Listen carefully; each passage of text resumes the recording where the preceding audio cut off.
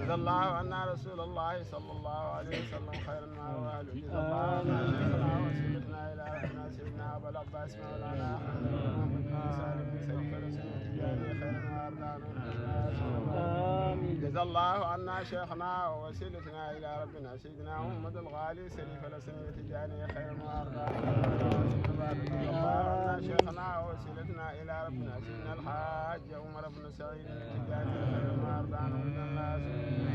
جزا الله عنا شيخنا ووسيلتنا إلى ربنا سيدنا أحمد بن أبي بكر التجاري خير ما أرضانا. جزا الله عنا شيخنا ووسيلتنا إلى ربنا سيدنا محمد بن إبراهيم التجاري خير ما أرضانا. جزا الله عنا شيخنا ووسيلتنا إلى ربنا سيدنا علي بن إسماعيل التجاري خير ما أرضانا. جزا الله عنا شيخنا ووسيلتنا إلى ربنا سيدنا الحاج علي بن أبي بكر التجاري خير ما أرضانا. جزا الله عنا شيخنا ووسيلتنا إلى ربنا سيدنا الحاج محمد بن سعيد التجاري خير ما أرضانا. جزا الله عنا شيخنا ووسيلتنا إلى ربنا سيدنا الحاج أحمد بن محمد التجاري خير ما أرضانا. اللهم أجز عنا جميع الأشياخ والوالدين والخلفاء والمقدمين التجاريين خيرا. اللهم أرضى عنا وعنهم إذن لا سخط بعد وبنا وجعلنا من حاملي لوايا ومؤسسي أسراري وارزقنا حسن تعلق به وعيد علينا من بركاته. اللهم احشرنا معهم في زمرة الأولياء مع النبي المصطفى محمد صلى الله عليه وسلم في دار الدين. اللهم اغفر لنا واغفر لوالدينا ولأئمتنا ولمن سبقنا بالإيمان.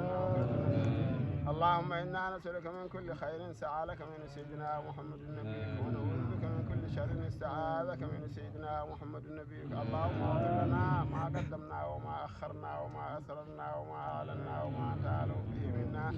ربنا آتنا في الدنيا حسنة وفي الآخرة حسنة وقنا عذاب النار. ونعوذ بك من فتنة المحيا والممات ومن فتنة القبر ومن فتنة المسيح الدجال من عذاب النار وسوء المسير. والحمد لله رب العالمين.